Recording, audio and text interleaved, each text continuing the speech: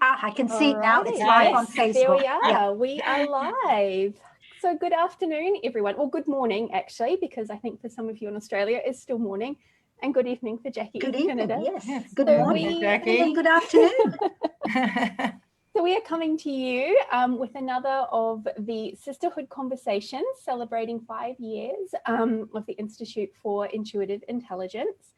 We'll just quickly go around and do a few quick introductions of who we are, and then we're just going to have a little chat amongst ourselves about our journeys with the Institute and what we've been doing with it since we graduated from the 3rd level. So we'll get started. My name is Laura. I finished my 3rd level. I graduated at the very beginning of this year. So I've only been out 6 months. It's still very new and very exciting. And yeah, I'm really loving and really treasuring now that I've graduated, being part of the alumni and getting to meet more of the wonderful sisters who have gone before me in the 3rd level as well. So I'm really excited to get to know these ladies better. Right, who would like to go next? Julie? Okay, well, thanks for that, Laura. It's lovely to be in the company of all of you. I've trained with Gita I think we finished in 2017. Was it 17 or 18? 18? I can't remember. I think we started in 2017 and finished in 2018, maybe? Or was it that? Yeah. So we were the same. Yes, that's right. So, and we've got, obviously, Laura's in New Zealand and Gita, you're in Sydney. I'm in Melbourne and Jackie's in Canada. So that's the diversity of all the sisters, isn't it? That we seem to meet so many different people, just wonderful, so many different women. So yes, trained a while ago, recently did an upgrade or PD with Ricky online, which was always great, always get a big buzz out of that. So and meet more sisters. So yeah, really enjoyed that. Yeah. Okay. Do you want? I'll go next. That's all right. Hi, I'm Gita from Sydney. I think, as I said, we trained. Julie and I trained together, and look, it's either 2018 or 2019. Close enough. I think it was 2018. While I do my best to sort of keep abreast, I'm still in a corporate role. And I am actually in the throes of sort of setting up a business that will combine some of the teachings, within a corporate arena. So that's me. Jackie. Awesome. So yes, I am in Canada. I graduated at the end of 2018, and I am the first international student to graduate the 3rd level. So that's the little badge I wear with my pride. And yeah, so Gita, I have met in person when I was in Australia last year. She took me for a lovely lunch in Sydney. And Laura, I have met online. We're both part of a Course in Miracles group with the lovely Christy. And Julie, I don't think we've ever met online even. So I've seen you on social media. I've seen you around. So yeah, I've been around. So, yeah, that's me. Awesome. Well, I can see that we have 11 people live. And the lovely High Priestess herself, Ricky Jane, is joining us. So that's exciting. So anybody watching live, High Priestess Ricky Jane and all the others. Ricky, happy birthday. Happy birthday indeed. Watching live, feel free to pop any questions or any comments in the chat box. I've got them up on my other screen. So I'm bringing them to the group as we're chatting. So we've decided we're each going to just ask a question of each other and go around and have a little bit of chat. Would anyone like to go first with their question? I'm happy to. Okay. And I will direct it to Laura.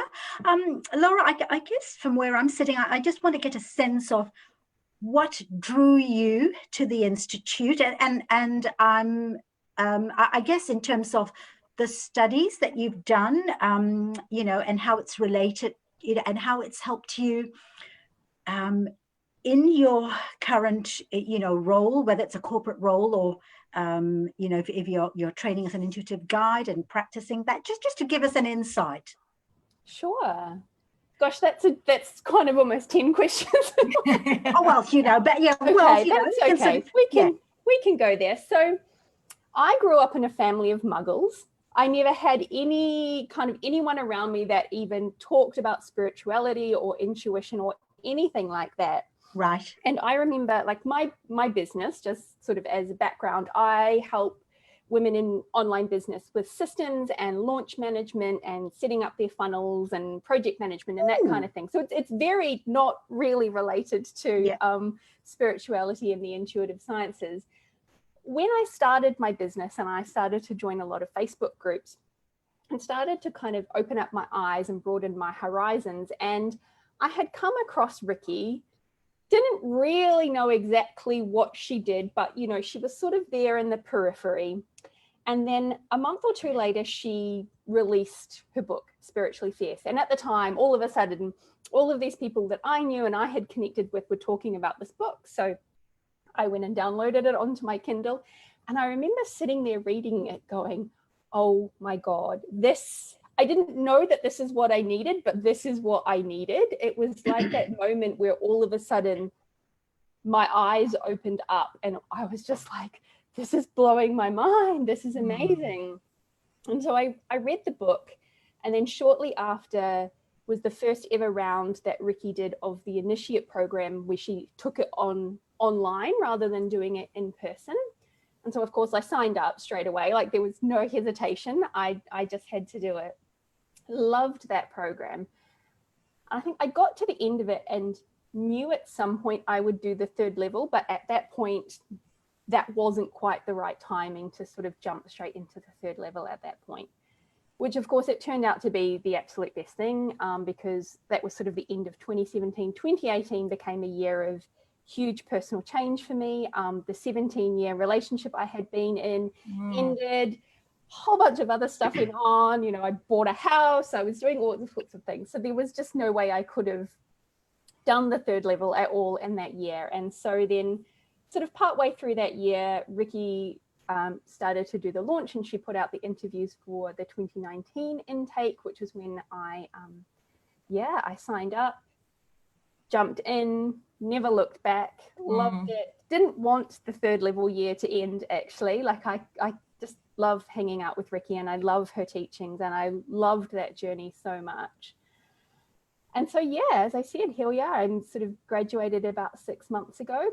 Still not sure what I'm going to do with it, but, you know, I will just let that evolve as it goes. And if it's going to become a part of my business, which I'm sure there's a way to make that happen, then I'm sure it will, but I'm not putting any pressure on that. It's just one of those things that I just knew that I had to do the third level, and I didn't care about the money or what I was going to do with it. It was just like, this is what I have to do. So yeah, that's my story. Thank you, Gita. Wow. Anyone else want to answer that same question? Yes, I'll have a go. I'll go ahead with that one. Thanks for that question, Gita. I have a teaching background. I've actually been teaching for 35 years, but as of December last year, I made a big decision to just pull right back and mostly do relief teaching, or I set up my own business, which I've called Ignite Your Light.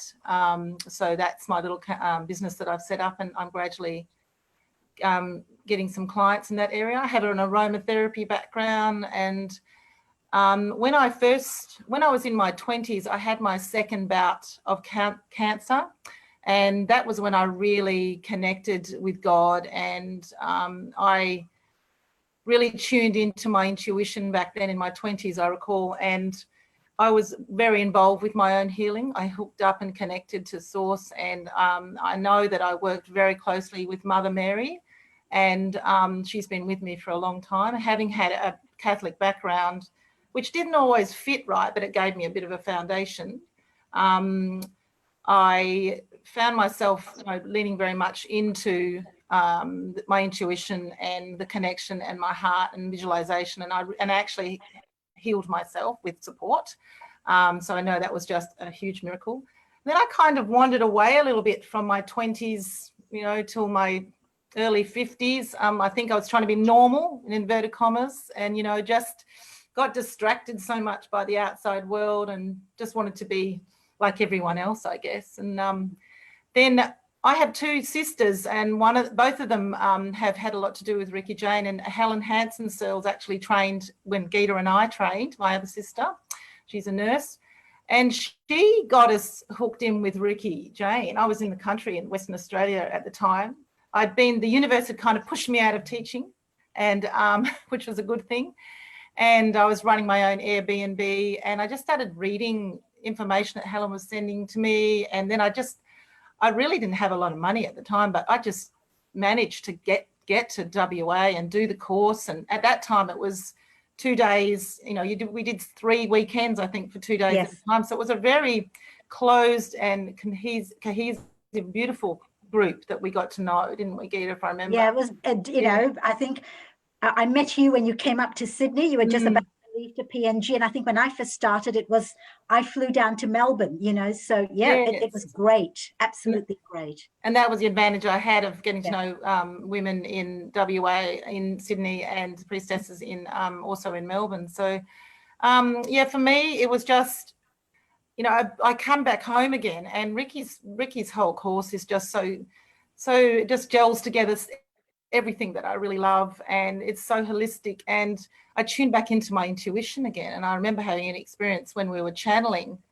This was in WA, and it was just amazingly overwhelming when I connected back to Mother Mary. That's who I connected to, and it was quite like I said, a small group, but it was just amazing. I can't explain. It was just, I couldn't stop talking about it for ages and ages and ages. So I felt like I came back home again. So yeah, so I'm hoping to just keep get my business up and running a little bit, and yeah, start getting some clients. But at the moment in Melbourne, as you know, it's a little bit difficult to do one on, you know, face to face, even though my husband and I have some rooms in South Melbourne, which, you know, he's a counsellor and a social worker, so that kind of works well. So I'll just have to do Zooms. So yeah. Yeah, I think it's the same in every state, you know, so with this COVID, but you know, it is what it is. Yeah. So thank you, Gita, for that question. Jacquie? So for me, well, I was raised in a Pentecostal home, and my background was in information technology. So I think I always felt a connection to God. Like I kind of realized that in my mind, the Pentecostals got it wrong. God wasn't like, you know, the long-bearded judgy guy. Mm-hmm. So I never really, I feel like I maybe turned my back on Christianity, but never on God. And I was searching for something, I didn't know what, and I wouldn't call it like spirituality, because that I kind of associated with the church. So I'd been searching for a while, and I was actually following a business coach from Australia, and she was being interviewed as part of a series or whatever. And so I was listening to that, and Ricky Jane was one of the other women being interviewed, and I was intrigued. So I went to her site, and I was, you know, stalking her. And then with the interview, when you listen to the interview, you could have a 20-minute one-to-one session with her. So I did that, and while I was looking at the website, I was so drawn by the third level.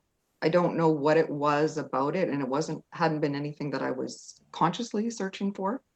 And that was when it was still live. I think it was in 3 different areas of Australia, 3 different times, 3 different weekends or something.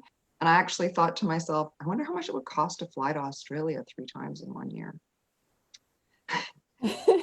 So then I had the session with her, and, you know, I kind of told her that I was intrigued by the third level, and somewhere along the line, I realized that the initiate program was the prerequisite. And so I was looking at that. And again, it was live at the time in Australia. And then I actually I was one of Gemma's case studies. So that intrigued me even more. And then the Initiate program became the online version. So Laura, we must have done it together, because I was part of that Sounds first like it, yeah. when she did it. When it was quite a big group that first time around. Yeah. So I was like, okay, obviously it's a sign. Now it's online. So I'm doing that. And then I don't know if it was during that or at some point there, then the third level changed to the online. So I was like, okay, I guess it's a sign. I'm doing that. And then, and then when she did so I graduated at the end of 2018, and in 2019, the teacher training became available, and I was going to Australia anyways, and Ricky was like, are you going to be here at this time? And I'm like, well, no, not really. Could you move it ahead a little bit? So she did, and it was a full body yes. So I took the teacher training, and so that's what I'm doing now. I'm starting to I'm currently doing an online version of the Initiate program. Great. Yeah. Fantastic. Okay. Can I answer my own question? Yes, or you guys please. How did I come to this course? Look, I think I've said it a few times to a few people. I've always had, even as a young teen, having moved from, Malaysia through to Melbourne, in all of the decisions I'd made, I thought I was just this, feisty character who kind of knew where she was going. And the arrogance of a teenage kid. But you sort of get into a corporate role, and I still, semi-retired and still doing corporate work. But about 2015, personal circumstances, I lost my mum and my dad very close to one another, but there was sort of some legal issues in terms of my mother's passing, and it was just a very traumatic time. And I think I was just pretty exhausted, and I thought it's time to just get myself healthy. And I'd been trawling the net looking for something substantial and never finding anything. And one weekend, I think it was a Sunday, and I found Ricky, and I thought, oh, I'll have to, and I sent off, I think, an email or left a message, and didn't think I'd hear back, but I did. And Ricky and I had a chat, and that time, the first weekend workshop, I believe, was starting, and it was actually in Melbourne. So I flew down, and it was a fantastic weekend workshop. That was the start. And we had, and I said to Ricky, it'd be wonderful if, all of these were in different states. And lo and behold, soon after, I didn't have to come to Melbourne, because we had people in Sydney, and Ricky would come up and we'd have workshops. And that's how we did our, I think, Julie, you were in a couple of long weekends up at, I think, was it Lilyfield, etc. Yes. That's how we did our course and how we did the training. And it was actually fantastic. What it actually brought forth to me was, I just connected with it, and everything sort of gelled. It took me back to the teenage years as to, decisions that I made, why I made them, how I made them. It all fell into place.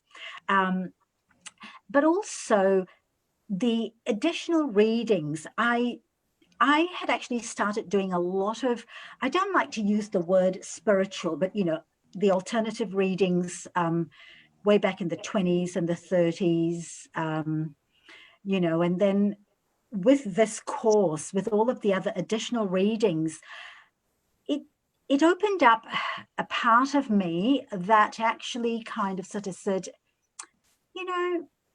we are all normal. This is all normal. And this is a great way to live one's life, and it's just sort of being accepting of this way of life. And it is, I'm a full-blown corporate woman, and it's all right. I never was in the closet about these things, but I'm a lot more open about it now. And while I'm not traditionally doing the one-on-one intuitive guide classes like a lot of the girls are doing, I see the opportunities for using part of that you know, moving forward. I think in my 50s, I started my Reiki training and I never completed it. But last year I made a decision to actually complete it. And so completing things that I started and never. So I then completed it, became a Reiki master. As to whether, you know, I would do one-on-one, it is unlikely, but it is all part of completing aspects of one's life. And I've done all of that, you know, things that I've sort of left hanging because I was too busy with this corporate life, you know, but that's just an excuse. So, and, you know, I kind of went into semi-retirement. I turned 60 about 2 years ago, but still working and trying to, you know, consolidate and just do different things. And it does take time. And then COVID hits and you think, oh, okay, you know, that's fine. We will still use the time to consolidate and build. So that's kind of my journey, if it, you know, if that sort of makes sense to all of you. Love that. Love that. So can I ask the next question? Yes, please. Sure. I guess I'm going to ask the question and answer it myself. Okay, great. Right. So the question is along the lines of what were your challenges and your experiences during the course, if that makes, during the third level training. So what happened with me is that I decided I just had to do this course, but my husband and I also decided, living in WA, that we were going to minimalize everything and just go in a tiny blue cabin and go up the coast of little trailer that he converted up the coast of Western Australia, and just, you know, if I was going to do this course, I was going to really like let go and trust and just see what happened. And we got up the coast of Western Australia, and we were actually doing some soul notes at the time. I think the first one was, what if there was no problem? Yes. And we had to write, you remember those soul notes, there is no problem? Yes. And I remember we got up the coast. I think we got to Denham in Shark Bay in WA, and we were at a motel, and it was our last night, and we had no more money. We had no money the next day. We just, something had, you know, it hadn't worked out. And I remember thinking, writing in my soul notes, well, I just have to hand this over to God and just let it go and just trust and see, because I have no control. There's nothing that we can do. And I had this dream, which was quite significant, that I invited this old hobo man into my house and just said, you know, use the grass, set up your tent, you know, do what you need to do. Like, you're welcome, come on in. And I got up out of bed, and we'd happened to be across the road from this beautiful beach. If you've ever been to Shark Bay, it's quite amazing. And I just decided to go for a walk, and I'm tapping and I'm doing everything, you know, what if there's no problem and what's going to happen? And in the distance, I see this old gentleman with his 2 dogs, and the dogs run up to me.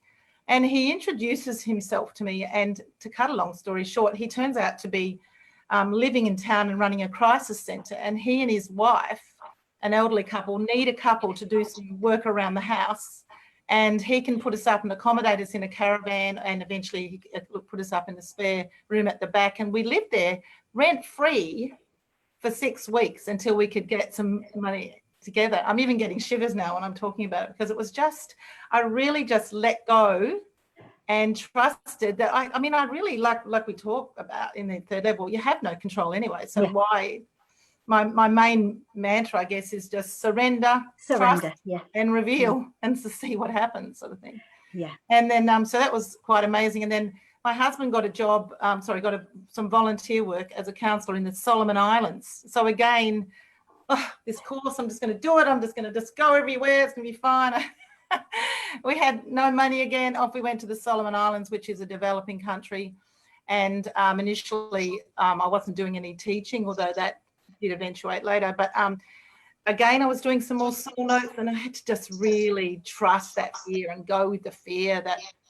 And a lot of stuff was coming up in the Solomon Islands for me that was like around black magic, and being really scared about exposing who I was and what I did.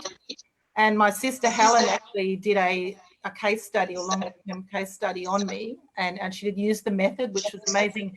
Came up that I had a lifetime in that, you know, an instigating life event where I was actually tortured by for exposing myself about my supposed beliefs. So I really had to confront that fear, and it was just amazing.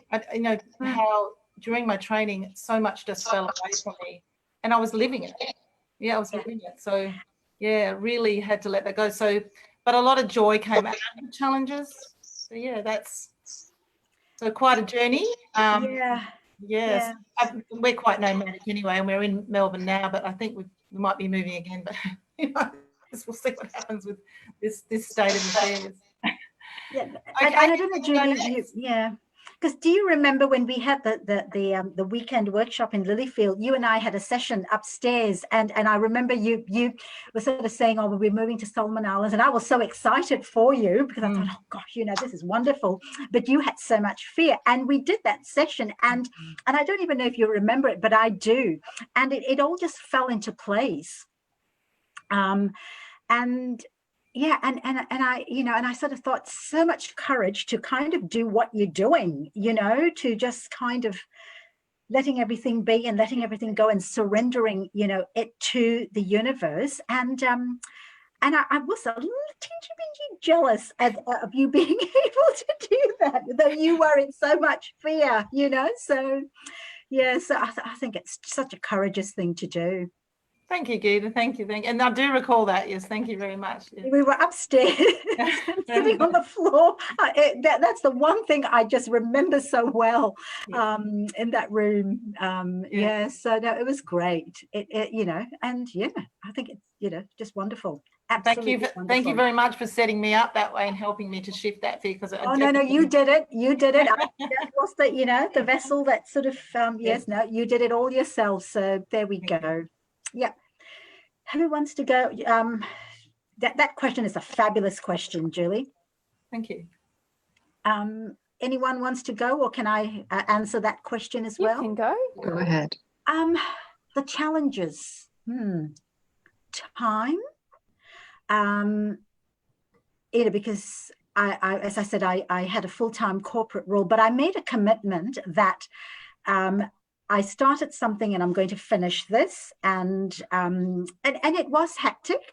I didn't have, there was no social life because you're doing all the readings, you're working full time, but it was one of the best times because I felt that, would I call it a challenge? Well, I guess it was a challenge for me, but it actually showed that I was able to balance things up, and work, even if it meant I had to get up at 5:30 to do the corporate work or to do some of the assignments or do the readings and have some social time on the weekends.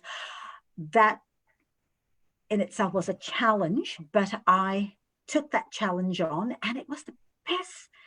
That whole year was just the best. The readings were fabulous. Yes, we had to do assignments, we had to do the case studies, but the sisterhood, I've met some of the most wonderful, beautiful women online. I mean, Lisa, whom I've never met, Lisa Smith, and who is now in Broome. We've never met, but we just get on like a house on fire. And there's a few others, mainly on the West Coast, WA. There were fewer in New South Wales. There was a group in Queensland. And it was just that sisterhood, which is what I connected to, and I'm so grateful for, because I have no sisters. Yes. So it was just great to have this wonderful sisterhood of just beautiful women from across all genres and all walks of life. So for that, I thank Ricky for having this course and, coming on board. Completely agree. Completely agree with that. Yeah. And the most amazing women that I've met through this course, either in the year that I did it or, through the alumni. And the ability to, I think the women that come through, and if you look at we're all different, there are lawyers, I don't know if they're engineers, but just women, academics, you know, from all walks of life, and we just resonate to this one aspect, you know, that this one sort of circle, so to speak, and that says a lot. You know, I think we need to have a global reunion. You know, we sort of all meet. And, Ricky, if you're listening, yeah. When we're allowed to travel again, I beg we all go to Bali or somewhere. Tuscany. I didn't make it to Tuscany, but you know, yeah, when we're all allowed to, yeah. So yes, so Laura, I think for me the biggest thing, as I was saying before, like I didn't kind of grow up with friends or family or anything that talked about intuition. So the biggest thing for me was really trusting what I was getting. My dominant clair is claircognizance, and so sometimes stuff just is in my head and I don't know where it's come from, and to trust that is the right thing and that is my intuition and it's not just, you know, my imagination or something I'm making up.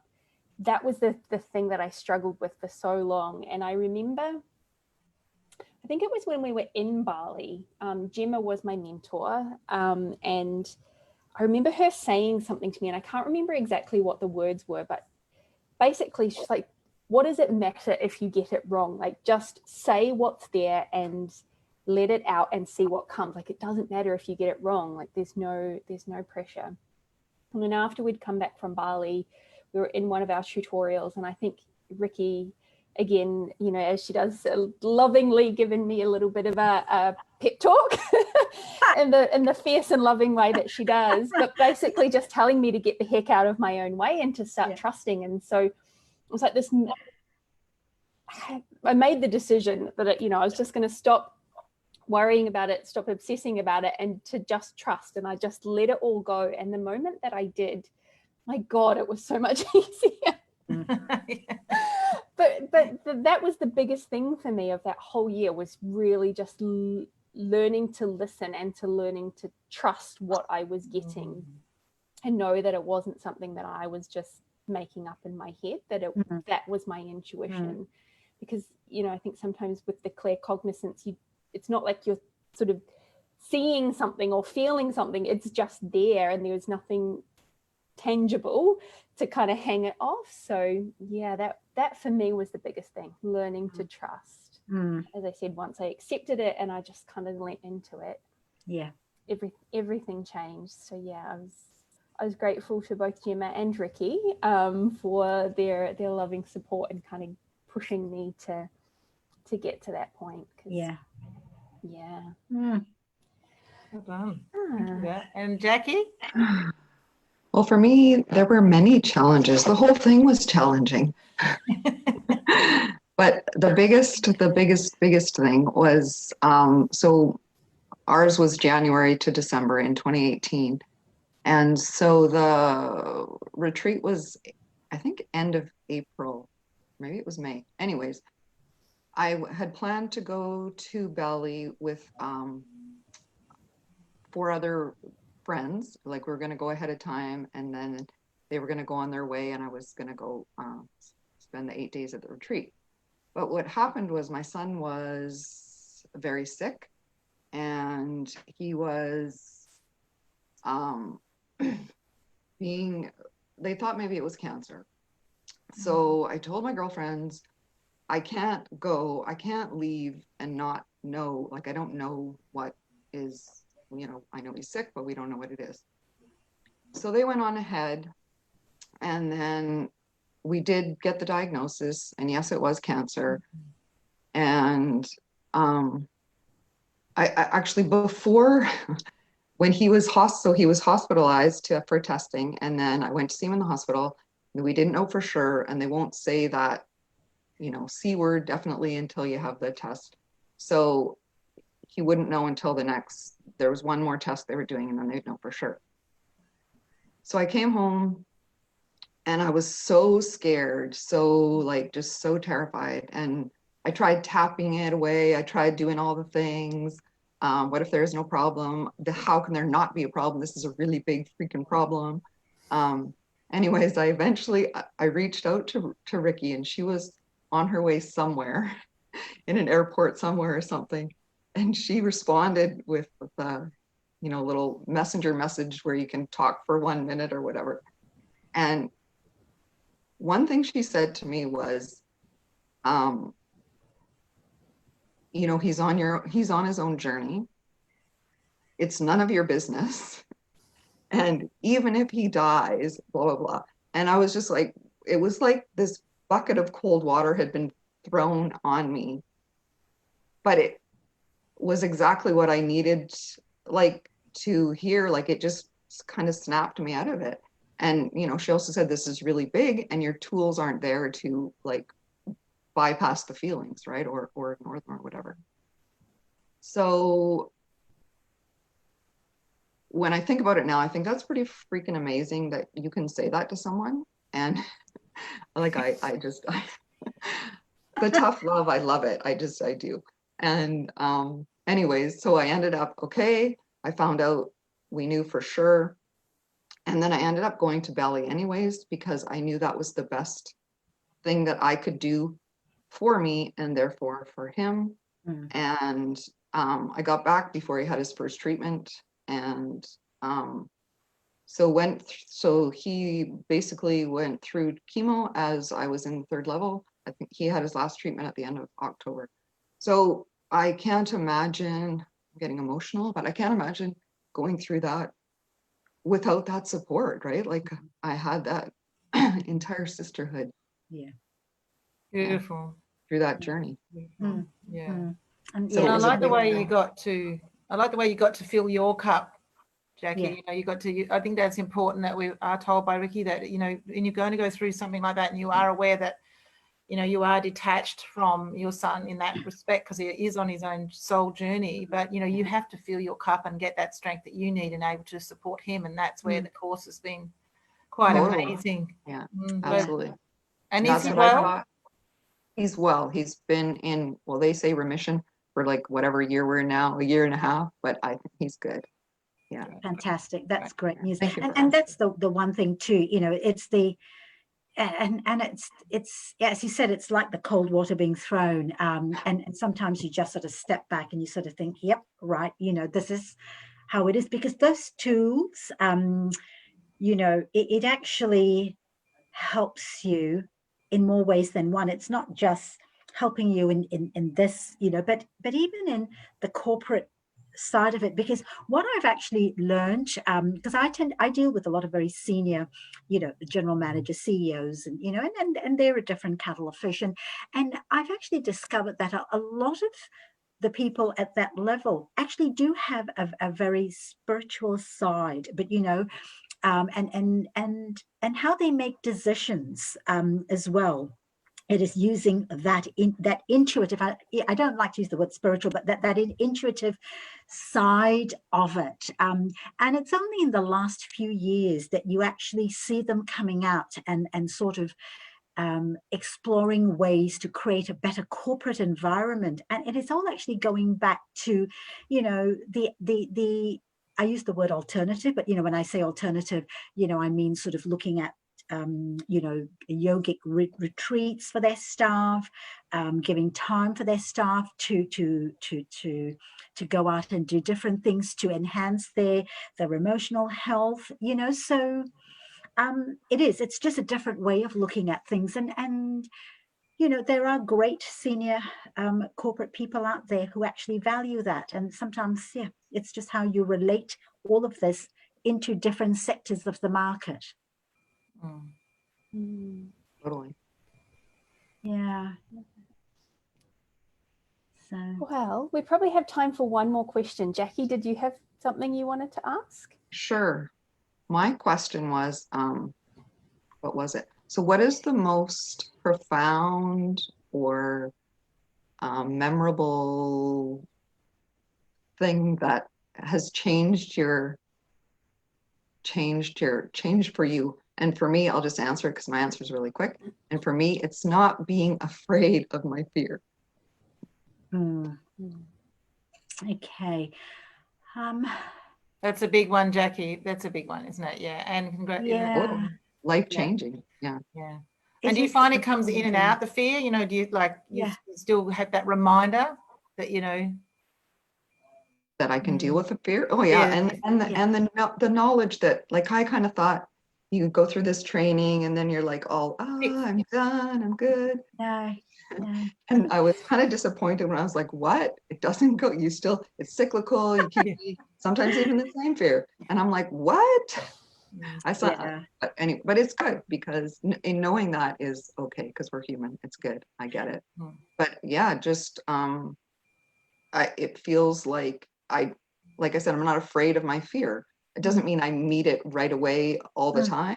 But I don't try and numb it or ignore it for very long. Like I said, I might do it for a little bit, but I always know that I have tools and the sisterhood, right? Like people people who totally get it. Yeah, no, I can relate to that, Jacquie, because, as I said, even with me, I sort of sometimes think, oh God, and then I sort of think, yep, just deal with it, walk through it, and you feel better, for it. And it's just telling yourself, and then you actually do see the results. I mean, I tend to do it a little differently. I think it's just my personality, but sometimes you need to just step back and sort of think, okay, why am I feeling this way? And how can I, do it differently? And there've just been instances, in the last 6 months or so where I could have done things better. And I realized that, and I go back and I think about it and I think, let's do this differently. And it's also that surrendering, and accepting. And it just makes for a healthier being. Right. And no beating yourself up because you got it wrong. Exactly. Exactly. Yeah. Yeah. Laura, what about you?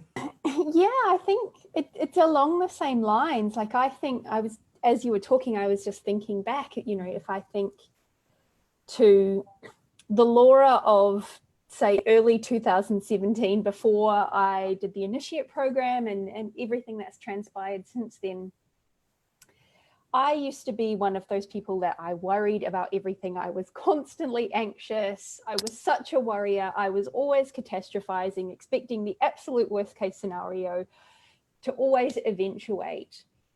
And I don't think I really have realized just how far I have come. And it's exactly like you're saying, Jacquie, like, we now have the tools. So when stuff pops up, rather than sort of sitting in it and expecting the worst and, allowing ourselves to use a term my dear friend Anna says, roll around in the mud pit, we actually have the tools to deal with stuff, and you can move through stuff so quickly that it really has been life-changing. Like, I'm not saying that I don't worry about things and that I don't get anxious sometimes, but to think back to the Laura of 3 years ago, completely different person. And I know that it's, the third level and the tools that we've been taught, that's been a major part of that. So How about you, Julie? Yeah, well, obviously all of the things you're saying, the thing for me was that there's no separateness, there is no separateness. I think I came back to that when I was in my 20s. I was very connected, and when I was sick and I had cancer, and I just never even thought I would die. I was just so connected, and I just knew that I wasn't separate, and I kind of got away from that. So, well, I definitely did. So coming back to that, the course and all the tools that you can use, and I like the term that Ricky uses, don't let the client off the hook, or don't let yourself off the hook. You have to deal with it all the time. And I find, like you're saying, Laura, that I move through things quicker. I just go, what's that about? I'm observing it, and just going, oh, look, I feel like a bit afraid about that. Oh, well, what does that tell me? What do I need to do? And I step into it, and I'm more inclined to do that. So, but it is, like you say, Jacquie, it's that cyclical constant, like we are human, and it is going to be continuous. And I think from doing the third level and daily devotion and really sitting you know, it's finding my time for myself to be in the silence. I'm finding it's more incorporated and more congruent in my life. You know, I'm living it more, and I'm dealing with things around me and family and friends the same way. Like, yeah. So, but coming back to the separateness, that there is no separateness. Yeah, we are one, and we are always connected. Yeah. And that's just such a beautiful. I think it's from the Healer's Prayer. We are benign, we are benevolent beings. The universe always has our back. Yeah, yeah. So I just know that now. I just know that, you know. So beautiful. Exactly. Yeah. So yeah. Thank you, Ricky, for that. Thank you so much. Reminding me. Yes. Yes. Yeah. And you know, I just wanted to say something on that. We've touched on it a few times about what a fierce but absolutely loving teacher Ricky can be, and sometimes it can be a little bit frightening. A tough love.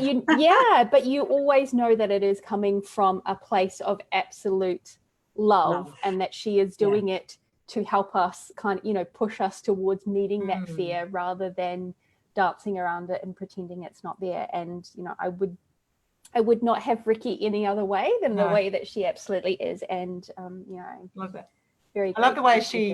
I love the way Ricky, as a teacher, she's obviously very, you know, articulate and very knowledgeable, and she guides and she supports you. But I just love the way she comes out with, you know, the fuck this and fuck that every now and then. She just lets it go. Get over yourself. She just wants you to get over it, and she always makes me laugh every time. And her sense of humour is just on point, you know. Yeah. So I know. Great to train with. Great, really pushes you. Like I said, get you on. You know, won't let you off the hook. Pushes you out of your comfort zone. No choice. Forget it. If you think you're going to go in there, and it's just have it easy. No. Nope. Yep. And I think too, you know, you do find that there are some who've come in sort of thinking, oh, you know, she's going to change your life. But, you know, at the end of the day, it is up to us to make those changes and accept that, you know, how we've lived our life is not the right way. This is an opportunity here, and let's not, you know, hand that responsibility onto someone else. You know, this is all about you willing to make that change, you willing to open your heart and sort of say, right, this is where I'm at, this is what I need, this is how we move, or I move forward, you know. So perfect. Yes. Oh, wonderful. Well, we probably should wrap it up, ladies, because it's been nearly an hour. Yes, yeah, we started a bit early gossiping before that. Gossiping, just, you know, we all came on a little bit earlier, but never mind. So, yes. So thank you all. It's been really chat. Lovely to chat to you all and get to know you. Obviously, likewise, it's to get to Facebook, Laura. but still, it's been fun to get to know you all. There has been a few comments and questions, so you might want to pop back and have a look at the where do we look at the? If you go to the Institute Facebook page, you'll be able to see the comments. And okay. No, that's great. And as I said, Laura, lovely, you know, meeting you for the first time.